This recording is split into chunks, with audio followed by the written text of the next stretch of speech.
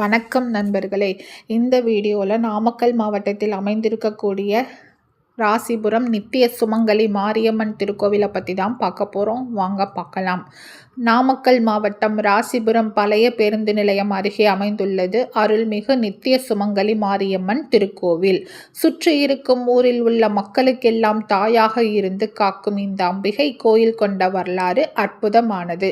முன்னொரு காலத்தில் விவசாயி ஒருவர் மாடுகள் பூட்டி தன் நிலத்தை உழுதார். அப்போது நிலத்தில் ஓரிடத்தில் கலப்பை மாட்டிக்கொண்டு அந்த இடத்திலிருந்து ரத்தம் பீரிட்டது. அதை கண்டு அதிர்ந்த விவசாயி பூமிக்குள் தோண்டி பார்த்தபோது உள்ளே பீடம் ஒன்று கிடைத்தது. அதை வெளியில் எடுத்தார். அப்போது நான் மாரியம்மன், எனக்கு இங்கே கோயில் அமைத்து வழிபட வேண்டும், அப்படி செய்தால் அனைவரையும் காத்து நிற்பேன் என்று அசரீரி கேட்டது. விவசாயி மனம் மகிழ்ந்து அவ்வண்ணமே செய்தார். அன்று முதல் இன்று வரை அம்மன் அந்த பகுதி மக்களை காக்கும் தெய்வமாக மாறினார்.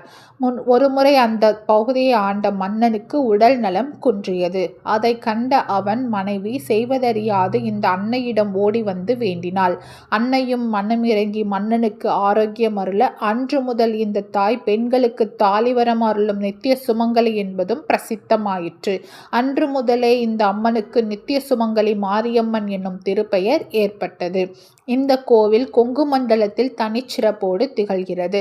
மற்ற கோவில்களில் எல்லாம் பெரும்பாலும் திருவிழாவின் போது மட்டும்தான் வேப்பமரத்தால் ஆன கம்பம் நடப்பட்டு அதனை சிவனாக பாவித்து திருக்கல்யாணம் முதலான வைபவங்கள் நிகழும். திருவிழா முடிந்ததும் அந்த கம்பம் நீர்நிலைகளில் சேர்க்கப்பட்டுவிடும்.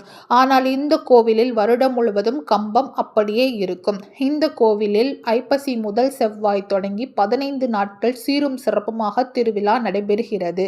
அதேபோல் ஆனி மாதம் அம்மனுக்கு திருவிளக்கு பூஜையும் சுமங்கலி பூஜையும் நடைபெறும். அதில் நூற்றுக்கணக்கான பெண்கள் கலந்து கொள்கிறார்கள். இங்கு வந்து சுமங்கலி பூஜையில் கலந்து கொண்டால் கன்னி பெண்களுக்கு மனதுக்கினிய மன வாழ்க்கை அமையும். சுமங்கலிகளுக்கு மாங்கல்ய பலம் பெருகும். தம்பதிக்கு இடையே ஒற்றுமை மேலோங்கும் என்பது நம்பிக்கை. ஆடி மாதத்திலும் சிறப்பு வழிபாடுகள் களை கட்டும். ஆடியில் அம்மனுக்கு நடைபெறும் 1000 கண்ணுடையால் அலங்காரம், வெற்றிலை அலங்காரம், அன்ன அலங்காரம் ஆகியவை விசேஷமானவை. கோவிலில் தினமும் 2 கால பூஜைகள் நடைபெறுகின்றன. தினமும் காலச்சந்தி பூஜையின் போது அம்மனுக்கு 16 வகை பொருட்களை கொண்டு அபிஷேகம் நடைபெறும். பெண்கள் அம்மனுக்கு மஞ்சள் நிறத்தில் வஸ்திரம் வாங்கி சமர்ப்பணம் செய்தால் மாங்கல்ய வரம் முதல் மழலை செல்வம் வரை சகல மங்களங்களையும் தந்தருள்வாள். விழா காலங்களில் அக்னி சட்டி எடுத்தல், அலகு குத்துதல், பொங்கல் வைத்தல், அங்க பிரதட்சணம், தீ மிதித்தல் என்று வழிபடுவார்கள். மேலும் உடல் வெப்பத்தால் உண்டாகும் அம்மை, அக்கி, காய்ச்சல் முதலான நோய்கள் நீங்கவும் இங்கே வேண்டிக் கொள்கிறார்கள். அன்னையும் அவர்களுக்கு விரைவில் நோய் நீங்க அருள் செய்கிறாள். உள்ளூரில் ஒரு நம்பிக்கை உள்ளது. கணவருக்கு உடல்நல பிரச்சனை என்றால் பெண்கள் நேரே ஆலயத்துக்கு வந்து கோவில் கிணற்றில் இருந்து தண்ணீரை எடுத்து வந்து வேம்பு கம்பத்துக்கு அபிஷேகம் செய்து மஞ்சள் குங்குமம் வைத்து பிரார்த்திக்கின்றனர். முடிந்தால் சிலர் பாலபிஷேகம் செய்து மஞ்சள் குங்குமம் இட்டு வஸ்திரம் அணிவித்து வேண்டிக் கொள்கிறார்கள். இப்படி செய்வதன் மூலம் கணவர் விரைவில் நலம் பெறுவார் என்பது நம்பிக்கை.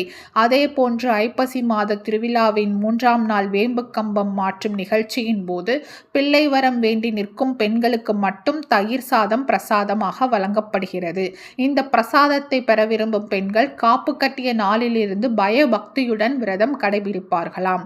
பிரசாத தயிர் சாதம் பெறுவதற்காக வெளியூர் பெண்களும் பெருமளவில் இந்த கோவிலுக்கு வந்து கலந்து கொள்கிறார்கள். இங்குள்ள ஊஞ்சலில் அம்மனின் பாதச்சுவடு பதிக்கப்பட்டுள்ளது. மனதுள் இனம் புரியாத பயம், சோர்வு, கலக்கம் என எந்த பிரச்சனையாக இருந்தாலும் அம்மனை வழிபட்டு இந்த ஊஞ்சலை 3 முறை ஆட்டிவிட்டு பிரார்த்தித்து சென்றால் பயம் விலகி மனம் குளிரும் என்கிறார்கள் பக்தர்கள். இது அன்றாடம் நடக்கும் அதிசயம் என்கிறார்கள். எனவே வாய்ப்பிருக்கும் பக்தர்கள் ராசிபுரத்தில் அருளும் நித்திய சுமங்கலி அம்மனை தரிசனம் செய்து வாழ்வில் நலம் பெறுங்கள். இந்த வீடியோ உங்களுக்கு பிடிச்சிருந்தா லைக் பண்ணுங்க, ஷேர் பண்ணுங்க, சப்ஸ்கிரைப் பண்ணுங்க. மறக்காம அடுத்த இந்த கோயிலை பத்தி பார்க்கலான்றத கமெண்ட்ல சொல்லுங்க. நன்றி மக்களே.